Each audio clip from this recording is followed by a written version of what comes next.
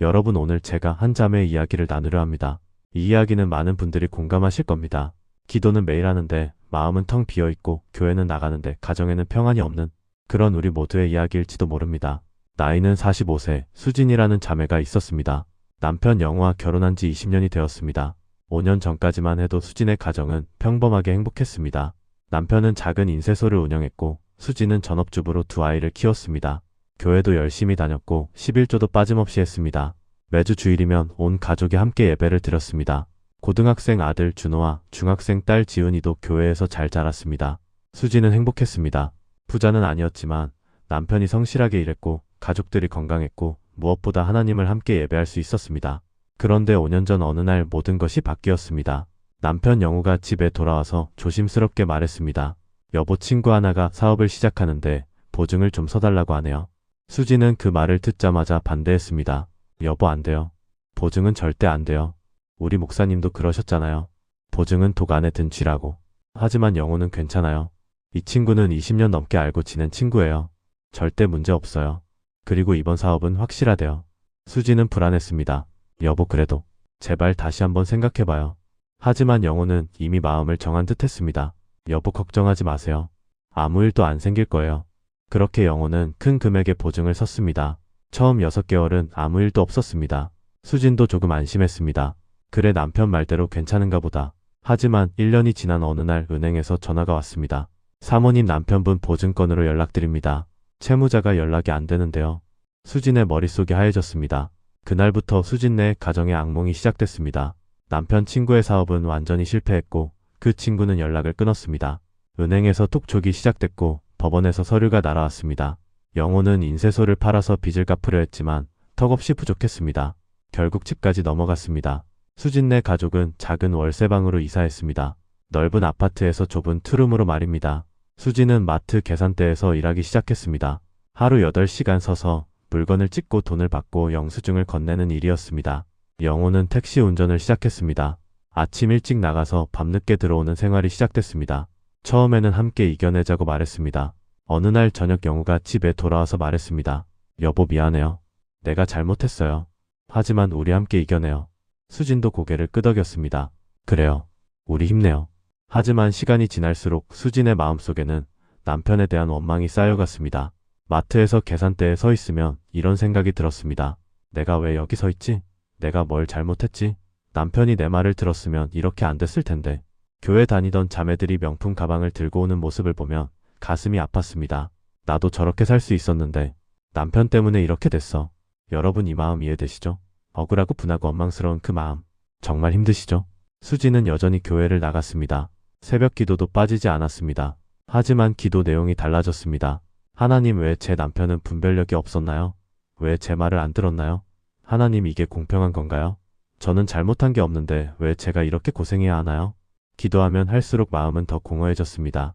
말은 하고 있는데 아무도 듣지 않는 것 같았습니다. 집에 돌아오면 남편과 대화가 없었습니다. 저녁 식사를 함께해도 침묵만 흘렀습니다.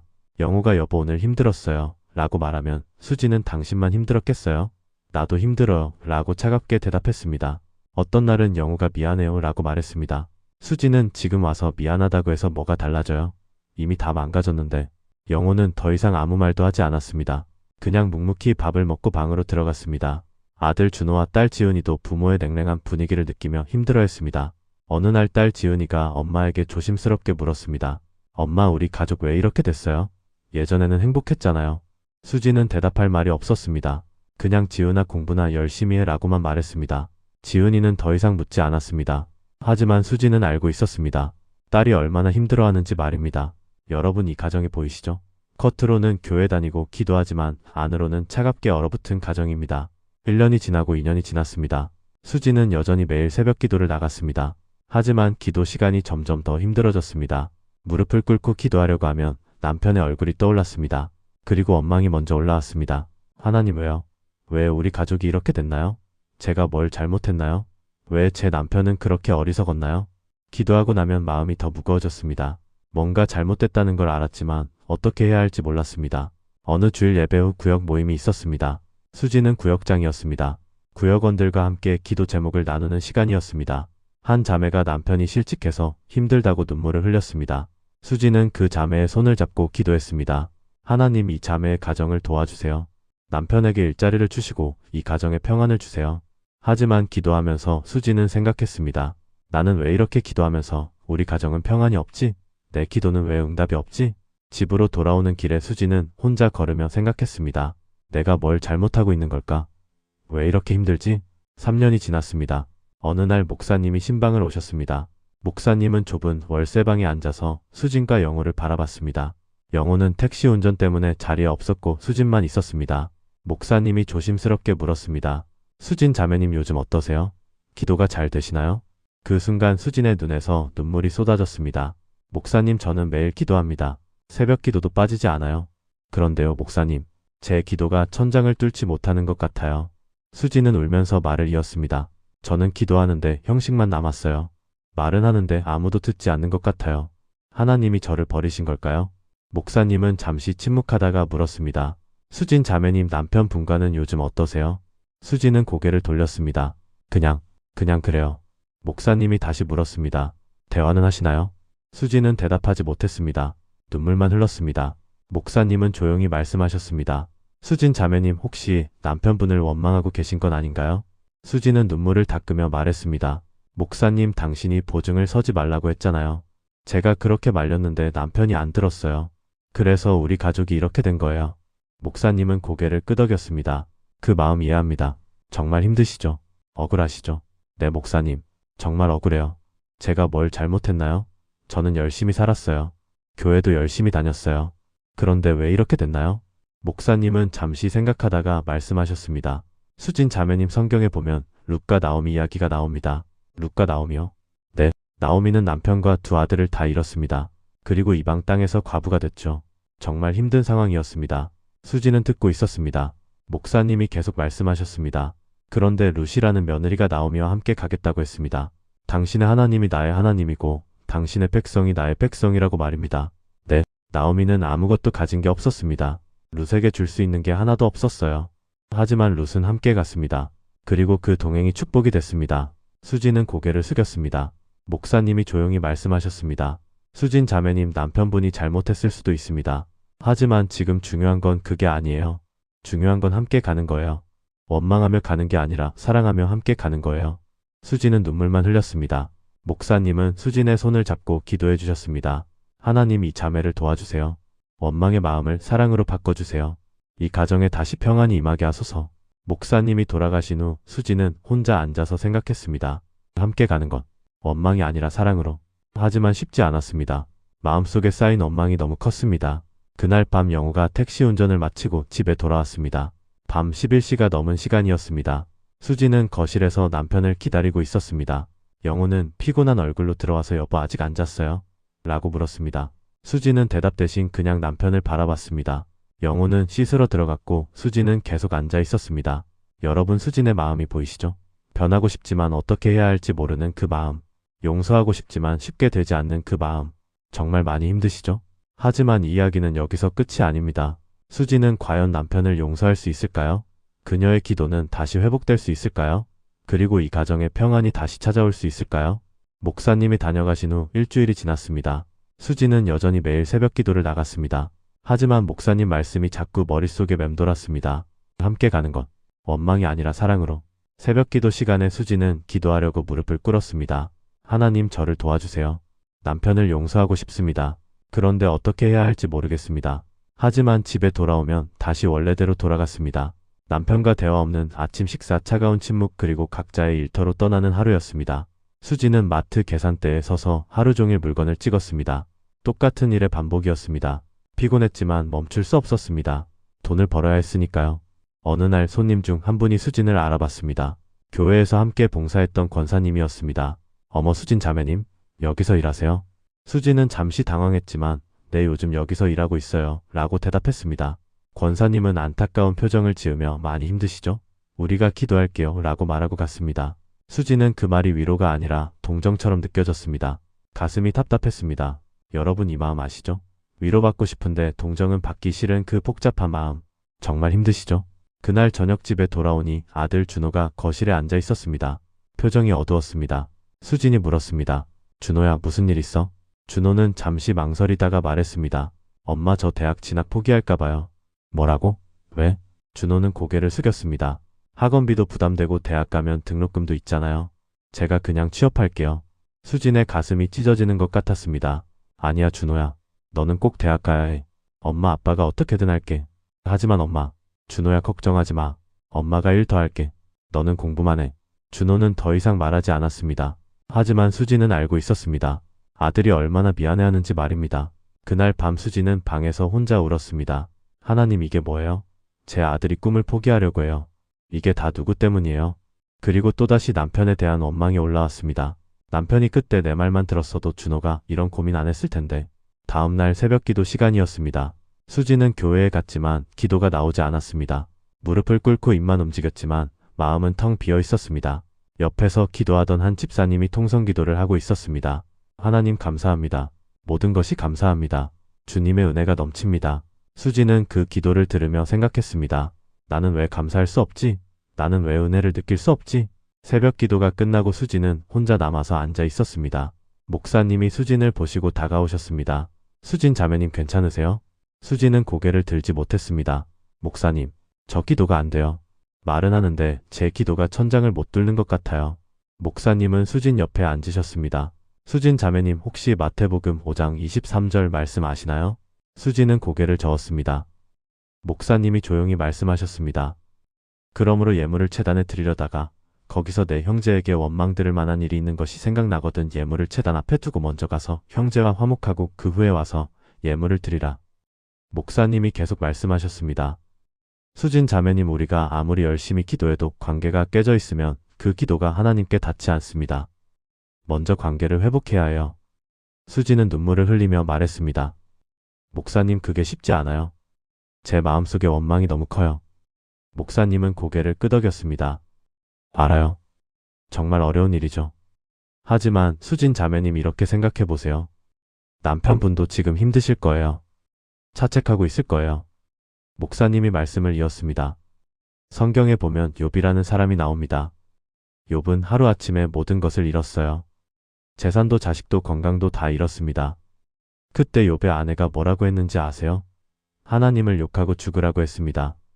욥의 아내도 힘들었거든요. 너무 힘들어서 절망했던 거예요. 하지만 욥은 어떻게 했나요? 욥은 아내를 원망하지 않았어요. 오히려 함께 견뎠습니다. 그리고 결국 하나님이 그들을 회복시켜 주셨어요. 목사님이 수진의 손을 잡으셨습니다. 수진 자매님 지금은 힘들어도 남편과 함께 견디세요. 원망하지 말고 사랑으로 함께 가세요. 그것이 진짜 신앙입니다. 그날 수진은 집으로 돌아오는 길에 생각했습니다. 남편도 힘들 거다. 남편도 자책하고 있을 거다. 하지만 막상 집에 돌아오니 다시 마음이 굳어졌습니다. 영우가 거실에서 TV를 보고 있었습니다. 수진은 그 모습을 보며 속으로 생각했습니다. 저렇게 편하게 TV나 보고 있네. 나는 이렇게 힘든데. 영우는 수진을 보고 옆으로 들어왔어요. 밥 먹었어요? 라고 물었습니다. 수진은 네 먹었어요. 라고 짧게 대답하고 방으로 들어가 버렸습니다. 영우는 아무 말도 하지 않았습니다. 그냥 고개를 숙이고 TV를 끄고 자기 방으로 들어갔습니다. 여러분 이 장면이 보이시죠? 변하고 싶지만 쉽게 변하지 않는 마음. 용서하고 싶지만 계속 올라오는 원망. 어느 주일 예배 시간이었습니다. 온 가족이 함께 교회에 갔습니다. 준호와 지은이도 함께였습니다. 목사님의 설교 제목은 사랑과 용서였습니다. 사랑하는 성도 여러분 우리는 종종 누군가를 용서하지 못해서 고통받습니다. 그런데 그 용서하지 못함이 누구를 더 힘들게 할까요? 바로 우리 자신입니다. 용서는 상대방을 위한 것이 아닙니다. 용서는 나를 위한 것입니다. 내 마음을 자유롭게 하는 것입니다. 목사님이 계속 말씀하셨습니다. 성경에 보면 요셉 이야기가 나옵니다. 요셉은 형들에게 팔려서 노예가 됐고 억울하게 감옥에 갇혔습니다. 하지만 요셉은 나중에 형들을 용서했습니다. 왜일까요? 형들이 잘못을 뉘우쳤기 때문일까요? 아닙니다. 요셉이 하나님의 뜻을 깨달았기 때문입니다. 당신들은 나를 해하려 했으나 하나님은 그것을 선으로 바꾸사 많은 백성의 생명을 구원하게 하시려 하셨나이다. 여러분 우리 인생에도 이런 일들이 있습니다. 누군가의 잘못으로 고통받을 때가 있어요. 하지만 하나님은 그것조차도 선으로 바꾸실 수 있습니다. 목사님이 마지막으로 말씀하셨습니다. 그러니 용서하십시오. 원망하지 마십시오. 그리고 하나님이 하실 일을 기다리십시오. 예배가 끝나고 수지는 자리에 그대로 앉아 있었습니다. 영우와 아이들은 먼저 밖으로 나갔습니다. 수지는 혼자 앉아서 기도했습니다. 하나님, 제가 남편을 용서해야 하나요? 어떻게 용서해요? 제 마음이 너무 아픈데요. 하지만 마음 한구석에서 작은 목소리가 들렸습니다. 용서해라. 사랑해라. 함께 가라. 수지는 눈물을 닦고 일어났습니다. 그리고 밖으로 나갔습니다. 영우가 차 앞에서 기다리고 있었습니다. 아이들은 이미 차에 타 있었습니다. 수지는 남편을 바라봤습니다.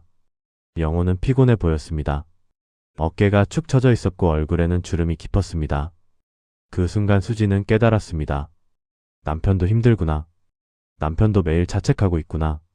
차에 타면서 수지는 조심스럽게 말했습니다. 여보, 오늘 설교 들었어요? 영우는 깜짝 놀란 듯 했습니다. 수진이 먼저 말을 건 꽤 오랜만이었으니까요. 네, 들었어요. 영우는 고개를 끄덕였습니다. 네, 정말 좋았어요. 수지는 더 이상 말하지 않았습니다. 하지만 그 작은 대화가 얼음을 조금 녹인 것 같았습니다. 그날 저녁 식사 시간이었습니다. 온 가족이 함께 식탁에 앉았습니다. 평소처럼 침묵이 흘렀습니다. 하지만 이번엔 딸 지은이가 먼저 말했습니다. 아빠, 엄마, 오늘 목사님 설교 정말 좋았죠? 수진과 영우는 동시에 지은이를 바라봤습니다. 지은이가 계속 말했습니다. 저도 친구한테 화났던 게 있었는데 용서해야겠어요. 아들 준호도 말했습니다. 저도요. 저한테 못되게 군 애들 있었는데 용서할게요. 수지는 아이들을 보며 가슴이 뭉클했습니다. 아이들이 이렇게 말하는 건 부모에게 하는 메시지 같았습니다. 그날 밤 수지는 혼자 기도했습니다. 하나님, 제가 변하고 싶습니다. 남편을 용서하고 싶습니다. 하지만 어떻게 시작해야 할지 모르겠습니다. 저를 도와주세요. 여러분, 수진의 마음이 조금씩 열리고 있습니다. 아직도 힘들고 아직도 어렵지만 변하고 싶어 하고 있습니다. 이것이 시작입니다. 용서는 한순간에 오는 게 아닙니다. 천천히 조금씩 마음을 여는 것입니다. 그렇다면 수지는 과연 남편을 완전히 용서할 수 있을까요? 그녀의 기도는 다시 회복될 수 있을까요? 그리고 이 가정에 평안이 찾아올 수 있을까요? 그날 이후로 수지는 조금씩 변하기 시작했습니다. 완전히 변한 건 아니었습니다. 여전히 원망이 올라올 때가 있었고 여전히 마음이 아팠습니다. 하지만 한 가지는 달라졌습니다. 남편을 다른 눈으로 보기 시작한 것입니다. 영우가 새벽에 일찍 나가는 모습을 보면 예전에는 저 사람 때문에 내가 고생한다고 생각했습니다. 하지만 이제는 남편도 우리 가족을 위해 열심히 일하는구나 라고 생각하려고 노력했습니다. 쉽지 않았습니다. 마음이 자꾸 원래대로 돌아가려고 했습니다. 하지만 수지는 포기하지 않았습니다. 2주가 지났습니다. 어느 추운 겨울 밤이었습니다. 밤 10시가 넘었는데 영우가 집에 오지 않았습니다. 수지는 거실에 앉아서 기다렸습니다. 핸드폰을 보니 밤 11시였습니다. 평소보다 늦었습니다. 수지는 전화를 걸었습니다. 하지만 영우는 전화를 받지 않았습니다. 이상했습니다. 수지는 다시 전화를 걸었습니다. 여전히 받지 않았습니다. 불안해지기 시작했습니다. 혹시 무슨 일이 생긴 건 아닐까? 그때 전화벨이 울렸습니다. 모르는 번호였습니다. 수진이 전화를 받았습니다. 여보세요? 목소리가 들렸습니다. 혹시 택시기사 김영호 씨 보호자이신가요? 수진의 머릿속이 하얘졌습니다. 네, 맞습니다. 무슨 일이세요? 지금 서울대병원 응급실인데요. 교통사고가 나서 환자분이 여기 계십니다. 수지는 전화기를 떨어뜨릴 뻔했습니다. 뭐라고요? 크게 다치신 건 아니고 경미한 부상이시긴 한데 그래도 보호자분이 오셔야 할 것 같습니다. 수지는 황급히 외투를 입고 밖으로 나갔습니다. 준호에게 엄마 병원 좀 갔다 올게. 지은이 잘 보고 있어 라고 말하고 택시를 잡아탔습니다. 병원으로 가는 내내 수진의 가슴은 두근거렸습니다. 괜찮겠지. 경미한 부상이라고 했으니까. 하지만 불안했습니다. 병원에 도착해서 응급실로 뛰어갔습니다. 간호사에게 김영호 환자 어디 있나요? 라고 물었습니다. 간호사가 안내해 주었습니다. 저쪽입니다. 수지는 커튼을 열고 들어갔습니다. 영호가 침대에 누워 있었습니다. 이마에 붕대를 감고 팔에 깁스를 하고 있었습니다. 수지는 그 모습을 보는 순간 눈물이 쏟아졌습니다. 여보. 영호는 수진을 보고 미안한 표정을 지었습니다. 미안해요. 걱정 끼쳐서. 수지는 남편 옆에 주저앉으며 울었습니다. 당신 괜찮아요? 많이 다쳤어요? 괜찮아요. 팔이 좀 부러졌지만 다른 데는 괜찮아요. 수지는 남편의 손을 잡았습니다. 그리고 그제야 깨달았습니다. 내가 이 사람을 잃을 뻔했구나. 돈보다 집보다 이 사람이 더 소중한데 나는 왜 그걸 몰랐을까? 영호가 조심스럽게 말했습니다. 여보 미안해요. 내가 5년 전에 잘못했어요. 내가 당신 말을 들었어야 했어요. 수지는 고개를 저었습니다. 아니에요. 이제 그만해요. 지난 일은 지난 일이에요. 여보 당신 잘못이 아니에요. 내가 당신을 너무 원망했어요. 내가 잘못했어요. 영호의 눈에서도 눈물이 흘렀습니다. 수진이 말을 이었습니다. 나는 돈을 잃은 것만 생각했어요. 집을 잃은 것만 생각했어요. 그런데 오늘 알았어요. 당신을 잃을 뻔했다는 게 얼마나 무서운 일인지. 여보 미안해요. 내가 너무 차갑게 대했어요. 당신도 힘들었을 텐데 나는 당신 마음은 생각하지 않았어요. 두 사람은 그렇게 한참을 울었습니다. 영호는 아무 말도 하지 않았습니다. 그냥 아내의 손을 꽉 잡았습니다. 그날 밤 수지는 남편의 병상 옆에서 기도했습니다. 하나님 제가 잘못했습니다. 저는 남편을 원망했습니다. 가난해진 것을 남편 탓으로만 돌렸습니다. 수진의 목소리가 떨렸습니다. 하지만 이제 알았습니다. 함께 있는 것이 진짜 축복이라는 것을요. 돈도 집도 없어도 우리가 함께 있으면 그것으로 충분하다는 것을요. 눈물이 흘러내렸습니다. 하나님 제 기도가 형식이 됐던 이유를 이제 알았습니다. 제가 남편을 멀리했기 때문입니다. 제 마음에 원망이 가득했기 때문입니다. 하나님 용서해 주세요. 그리고 저희 가정을 회복시켜 주세요. 돈이 많지 않아도 집이 크지 않아도 우리가 함께 사랑하며 살 수 있게 해주세요. 수진은 남편의 손을 잡고 계속 기도했습니다. 여러분 이 장면이 보이시죠? 수진이 마침내 깨달은 것입니다. 진짜 축복이 무엇인지 진정한 기도가 무엇인지를요. 다음날 아침 영호는 퇴원했습니다. 집으로 돌아오는 택시 안에서 영호가 말했습니다. 여보 당분간 택시 운전을 못할 것 같아요. 팔이 이래서. 수지는 고개를 끄덕였습니다. 괜찮아요. 내가 일 더 할게요. 우리 함께 이겨내요. 영호는 아내를 바라봤습니다. 눈물이 고였습니다. 고마워요 여보. 아빠. 아이들이 달려와서 아버지를 안았습니다.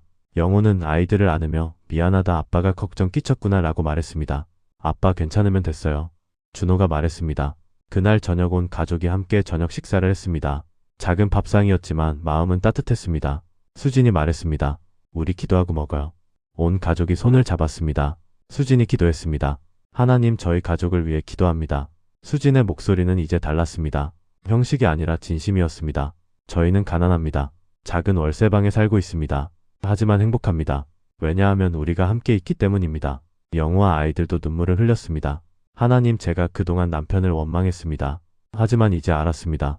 남편도 최선을 다하고 있었다는 것을요. 우리 모두 힘들었지만 함께 견디고 있었다는 것을요. 하나님 감사합니다. 이 작은 밥상, 이 작은 집, 이 가족. 모든 것이 감사합니다. 이제 저는 알았습니다.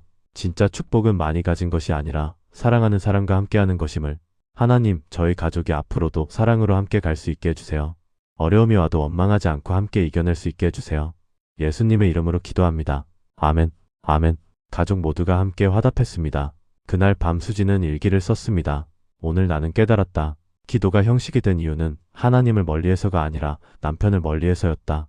나는 경제적 어려움을 남편 탓으로만 돌렸다. 하지만 남편도 최선을 다하고 있었다. 매일 18시간씩 택시를 몰며 가족을 위해 애쓰고 있었다. 나는 돈을 잃은 것만 생각했다. 하지만 정말 중요한 건 함께하는 것이었다. 그리고 나는 이제 안다. 진정한 기도는 관계가 회복될 때 시작된다는 것을. 여러분 수진의 이야기가 끝났습니다. 하지만 그녀의 삶은 이제 시작입니다. 가난하지만 사랑하는 삶, 힘들지만 함께하는 삶. 그리고 진정한 기도가 있는 삶 말입니다. 영호의 팔은 완전히 회복됐고 다시 택시 운전을 시작했습니다. 수지는 여전히 마트에서 일했습니다. 하지만 이제는 다릅니다. 아침마다 부부는 함께 기도합니다. 새벽에 함께 일어나서 간단히 기도하고 서로를 위해 축복합니다. 어느 주일 예배 후였습니다. 목사님이 수진을 보시고 다가오셨습니다. 수진 자매님 요즘 표정이 많이 밝아지셨네요. 수진은 미소 지었습니다. 네 목사님. 제가 많이 변했어요. 기도는 잘 되시나요? 수진의 눈에 눈물이 고였습니다. 네 목사님. 이제는 진짜 기도가 돼요. 형식이 아니라 진심으로요. 목사님은 환하게 웃으셨습니다. 감사합니다 주님. 수진이 말을 이었습니다. 목사님 제가 깨달았어요. 기도가 안 됐던 이유는 관계가 깨져 있었기 때문이었어요. 남편을 원망하면서 어떻게 하나님께 기도할 수 있었겠어요? 목사님은 고개를 끄덕이셨습니다. 맞습니다. 수평적 관계가 회복되면 수직적 관계도 회복됩니다. 수지는 이제 구역 모임에서도 달라졌습니다. 어느 날 한 자매가 남편 때문에 힘들다고 눈물을 흘렸습니다. 남편이 사업에 실패해서 빚만 남았다고 했습니다. 수지는 그 자매의 손을 잡았습니다. 자매님 저도 그랬어요. 제 남편도 보증을 잘못 써서 우리 가족이 모든 걸 잃었어요. 그 자매가 수진을 바라봤습니다. 수진이 계속 말했습니다. 저는 한동안 남편을 원망했어요. 기도도 형식만 남았어요. 정말 힘들었어요. 네. 하지만 제가 깨달은 게 있어요. 진짜 문제는 가난이 아니라 원망이었어요. 제 마음에 원망이 가득하니까 기도도 안 되고 평안도 없었던 거예요. 그 자매는 눈물을 흘렸습니다. 수진이 말했습니다. 자매님 남편을 용서하세요. 그리고 함께 가세요. 그게 진짜 축복이에요. 수진은 이제 다른 사람을 위로할 수 있게 됐습니다. 자신이 겪은 고통이 다른 사람에게 위로가 됐습니다. 그날 저녁 집으로 돌아오는 길에 수진은 남편에게 전화했습니다. 여보, 저 지금 집에 가는 중이에요. 저녁 뭐 먹고 싶어요? 영호는 잠시 놀란 듯 했습니다. 수진이 이렇게 다정하게 전화한 게 정말 오랜만이었으니까요. 아무거나 괜찮아요. 여보가 해주는 거면 다 맛있어요. 수진은 미소 지었습니다. 그럼 김치찌개 끓일게요. 당신 좋아하잖아요. 고마워요, 여보. 집에 도착해서 수진은 저녁 준비를 했습니다. 김치찌개를 끓이며 콧노래를 불렀습니다. 오랜만이었습니다. 영호가 퇴근해서 들어왔습니다. 와, 냄새 좋다. 온 가족이 함께 저녁을 먹었습니다. 대화도 많아졌고 웃음도 많아졌습니다. 식사 후 영호가 설거지를 하겠다고 했습니다. 여보, 앉아있어요. 내가 할게요. 수진은 거실에 앉아서 남편이 설거지하는 모습을 바라봤습니다. 가슴이 따뜻해졌습니다. 그날 밤 수진과 영호는 함께 기도했습니다. 영호가 먼저 기도했습니다. 하나님 감사합니다. 저희 가정을 회복시켜 주셔서 감사합니다. 영호의 목소리가 떨렸습니다. 저는 5년 전 큰 실수를 했습니다. 제 가족을 힘들게 했습니다. 하지만 하나님께서 저희를 포기하지 않으셨습니다. 그리고 제 아내를 변화시켜 주셨습니다. 제 아내가 저를 용서해 주었습니다. 하나님 정말 감사합니다. 이제 저희는 다시 시작합니다. 가난하지만 행복합니다. 함께 있기 때문입니다. 예수님의 이름으로 기도합니다. 아멘. 수진도 기도했습니다. 하나님 감사합니다. 제게 깨달음을 주셔서 감사합니다. 저는 그동안 남편을 원망했습니다. 하지만 이제는 사랑합니다. 함께 가고 싶습니다. 하나님, 저희 가정을 계속 지켜주세요. 어려움이 와도 원망하지 않고 사랑으로 이겨낼 수 있게 해주세요. 예수님의 이름으로 기도합니다. 아멘. 두 사람은 손을 잡고 서로를 바라봤습니다. 눈물이 흘렀지만 행복한 눈물이었습니다. 여러분, 수진과 영호의 이야기를 들으셨습니다. 혹시 여러분 중에도 이런 분이 계신가요? 경제적 어려움 때문에 배우자를 원망하고 계신가요? 기도는 하는데 형식만 남았나요? 교회는 다니는데 마음은 텅 비어 있나요? 여러분, 오늘 이 말씀을 기억하세요. 진정한 기도는 관계 회복에서 시작됩니다. 마태복음 5장 23절 말씀입니다. 그러므로 예물을 제단에 드리려다가 거기서 내 형제에게 원망 들을 만한 일이 있는 것이 생각나거든 예물을 제단 앞에 두고 먼저 가서 형제와 화목하고 그 후에 와서 예물을 드리라. 여러분 보이십니까? 하나님은 우리의 예물보다 우리의 관계를 더 중요하게 보십니다. 아무리 열심히 기도해도 관계가 깨져 있으면 그 기도가 하나님께 닿지 않습니다. 그러니 용서하십시오. 원망하지 마십시오. 그리고 함께 가십시오. 진짜 축복은 많이 가진 것이 아닙니다. 진짜 축복은 사랑하는 사람과 함께하는 것입니다. 가난해도 함께 있으면 행복합니다. 어려워도 함께 있으면 이겨낼 수 있습니다. 힘들어도 함께 있으면 견딜 수 있습니다. 오늘 여러분도 수진처럼 새롭게 시작하시기 바랍니다. 용서와 사랑으로 함께 가는 삶을 사랑하는 여러분, 하나님의 은혜가 여러분 모두와 함께 하시기를 기도합니다. 용서하십시오. 사랑하십시오. 그리고 함께 가십시오. 하나님은 여러분의 가정을 결코 포기하지 않으십니다. 예수님의 이름으로 축복합니다. 아멘.